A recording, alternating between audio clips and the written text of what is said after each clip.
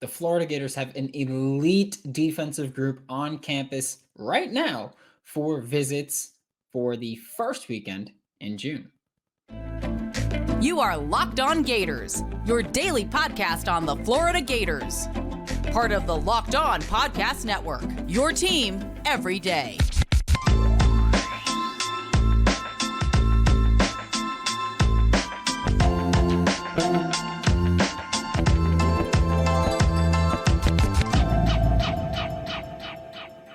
Joining me now for Locked On Gators again this week is Brian Smith, Locked On's recruiting insider. And yesterday we spoke about some of the guys on campus this weekend. Today, not surprisingly, we're speaking about some of the guys on campus this weekend. And Florida's bringing in a ton of defensive recruits this weekend. Do you have any thoughts on that strategy? Because you've got DJ Lagway on campus right now. You've got Jeremiah Smith on campus right now. With DJ and Jeremiah Smith, should they maybe have focused on bringing in more offensive players for Lagway to try to persuade? Or is it maybe better this way to go, okay, DJ, you can focus your attention on Jeremiah Smith, who's priority number one? I think part of that is just logistics. Just to give you an example, I think I've mentioned this about Stone. When I talked to David a few weeks ago, he'd mentioned that just randomly, the only school that wanted him to visit on the June 16th weekend that he was really interested in was Oklahoma, so he booked it. The problem is everybody else wanted him for like 1 or 2 weekends. They all wanted it. They were just determined it has to be this weekend. So he kind of like just left it alone. He's like, I can't be in more than one place, so y'all figure it out. Logistics play a big part of that. When is a kid available? Do they have a family event, et cetera? This stuff, they don't just sit around and wait to take visits to Florida and Georgia and Texas and stuff. They got lives too, track, baseball, you name it. That's part of it. But it is interesting what you brought up. Lagway will get more time to actually know Jeremiah, and he's a fun kid to be around. Jeremiah is. I think that'll work well. DJ is a pretty sharp kid himself. I think they'll hit it off pretty good. The defensive side, it's a lot of really talented players. They need help on defense across the board at all 3 levels. They just want to bring in as many good players as they can. If they can get them first weekend or last weekend, they probably did not care. Just get as many of them on campus and recruit the heck out of them. Yeah, and now with, just all the kids that are coming on campus, 2 names that I wanted to focus on right now were David Stone, who we spoke about last week and we just briefly touched on, and Daelyn Evans, who's currently committed to Texas A&M. And it's felt like for an eternity, people are like, oh, he's going to decommit. It's just a matter of when. But before we even talk about that, what are the similarities and differences between those 2 out-of-state D-line prospects where massive and improbable that Florida gets them both, but would they be complementary pieces? Would they be competing for the same spot if they were brought in? What would the situation be there?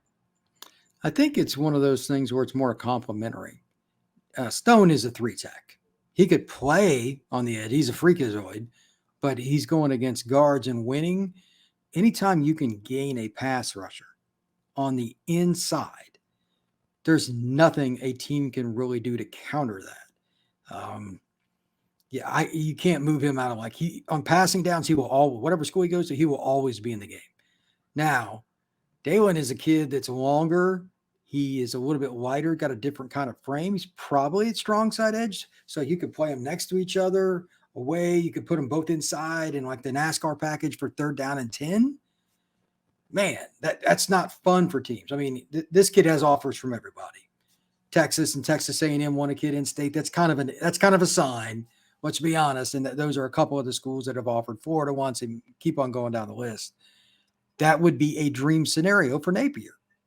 They need to be able, and this is what's happened historically when Florida was good. They get a lead, and then they put in the speed package for most of the game. Historically, when Florida's been good, they've had great offenses. The defenses didn't get enough credit because they always churned out D linemen. Florida is not in that spot right now where they have enough depth, where you're rotating guys in and the length and all that. Adarius Hayes is one of my favorite players in this class. He is a total dude. I think he's going to put his hand down eventually. Another guy that you can add to that NASCAR package. Man, that's how you win in the SEC. You're not going to beat Georgia and Alabama unless you have dominant defensive fronts. So if you want to play Stone next to Evans, that's one hell of a start because that's NFL kind of talent. Yeah, I mean, as you were just talking about that, I was like, all right, let me see Adarius Hayes on the edge. Let me see Daelyn Evans at 5 tech, Chris McClellan at the 0, and David Stone at 3, and then we're good. And then just pin your Then ears. you can literally, that's as good as it could get. Like Yeah. that is as good as it can get because then you have a guy that fits each of those and they all play off each other. The offensive coordinator, which one do we try to take out? Do we double David and let the backside DN crash down as athletic? I mean, there's no good option there. That's how you win with defensive football. That's what Florida needs. All right, Billy, Sean Spencer, lock it in, get to it, chop chop.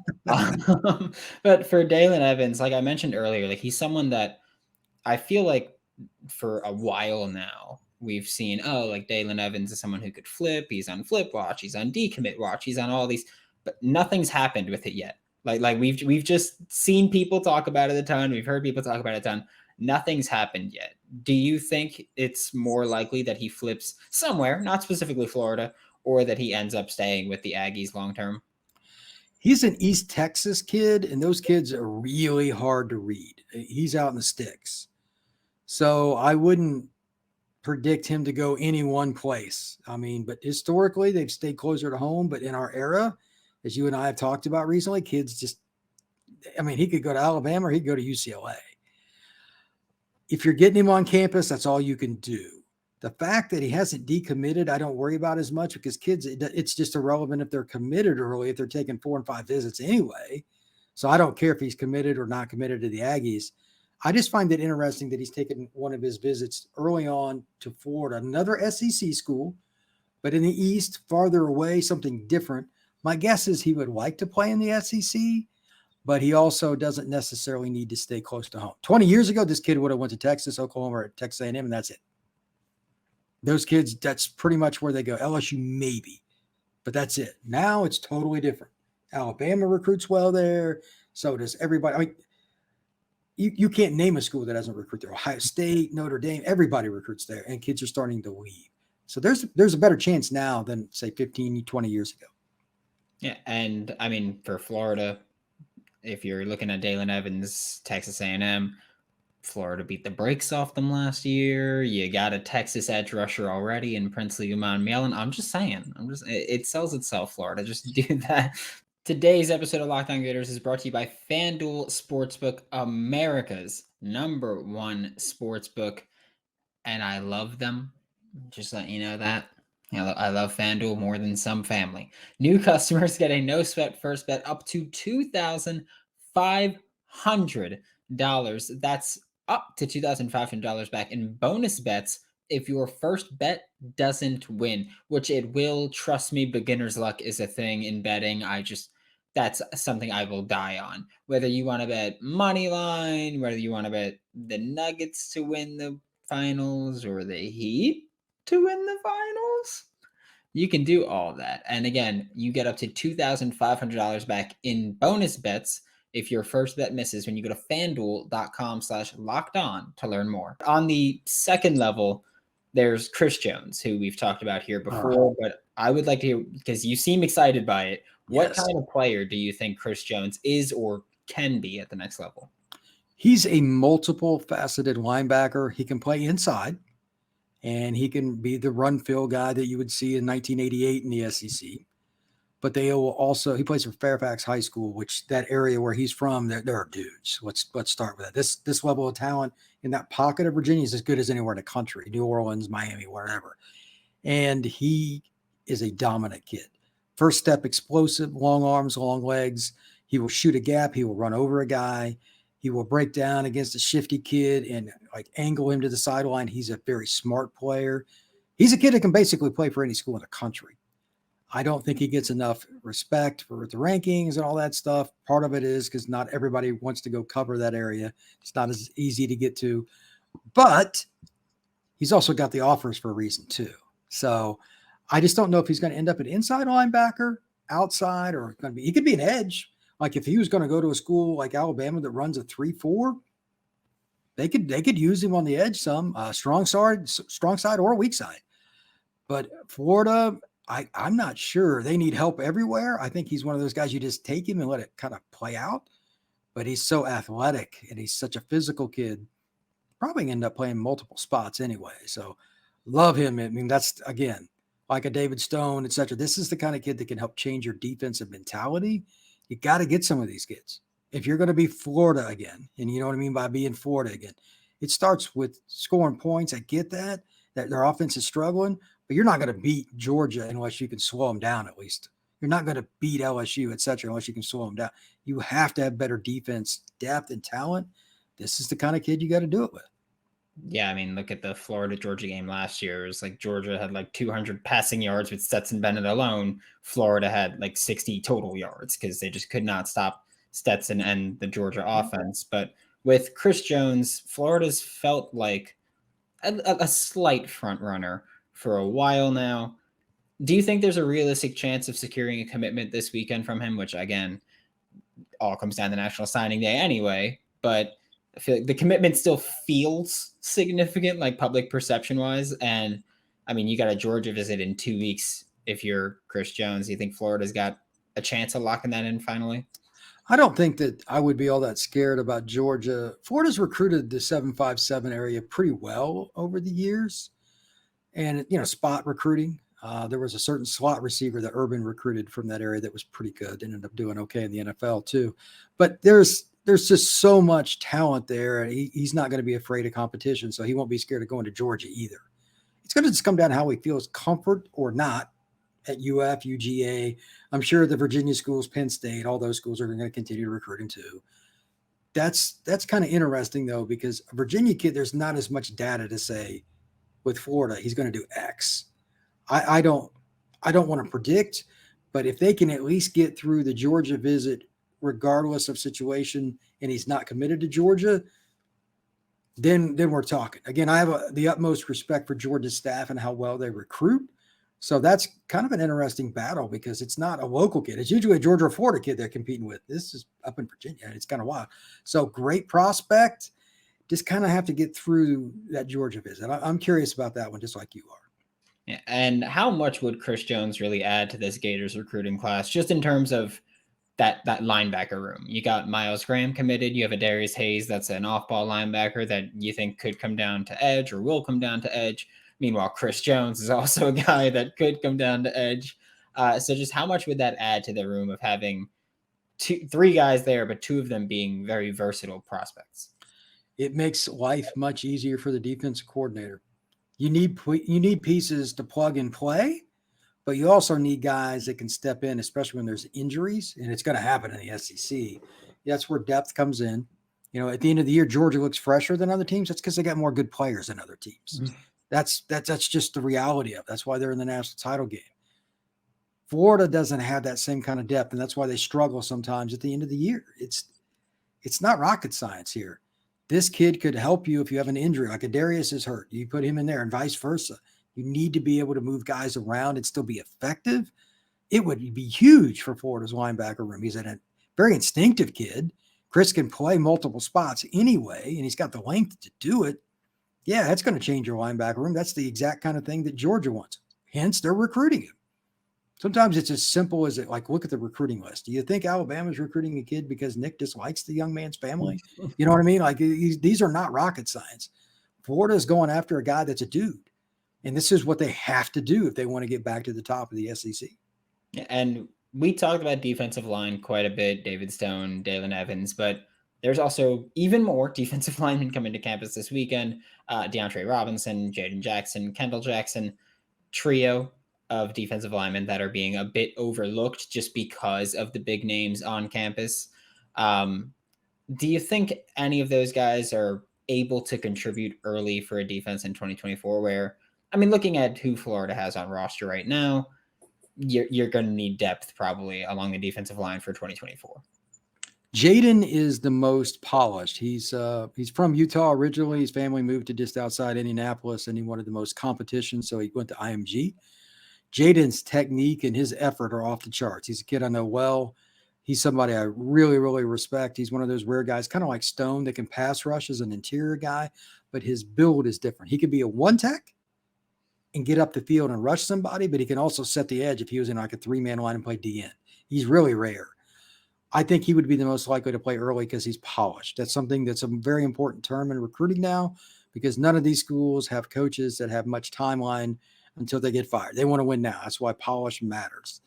He's the most polished. Kendall is completely underrated. He's from Buchholz, which is right down the street from the University of Florida in the Swamp. He doesn't get near enough respect. I'm not going to mention the kid, but there's a guy the other day I was looking at, and I watched his film, then I watched Kendall's, and I'm like, Kendall's rated like 300 spots below him, but he's better. The film shows it. So the other kid just had better measurables but didn't play as hard. And I'm watching this kid, and he just comes off the edge. He's such a hard charging guy, and he can play some inside on passing downs. Yeah, I think he could play some early. He just needs more technical refinement. Jaden is definitely, out of this group, the most technical. DeAndre is a horse. He is humongous. Know him well. When he was a sophomore, I walked up to him. I'm like, oh, my God, you're a sophomore in high school? Yeah, no, he was just massive. And these are the kinds of kids that if you're going to beat Georgia again, it's the same theme over and over again. You got to get him. He can be the one-tech run stuffer that can still rush the passer some that you can't teach. Man, he can run in space. He's over 300 pounds, but he can run. They're rare. He just needs to work more on technique, but like the bull strength is ridiculous. DeAndre is truly that rare one-tech that everybody needs if you want to set the interior. And Kendall Jackson, just to circle back to him real quick, he has visits scheduled for Miami and Kentucky also this June. He's felt like a Gator lean for a while now.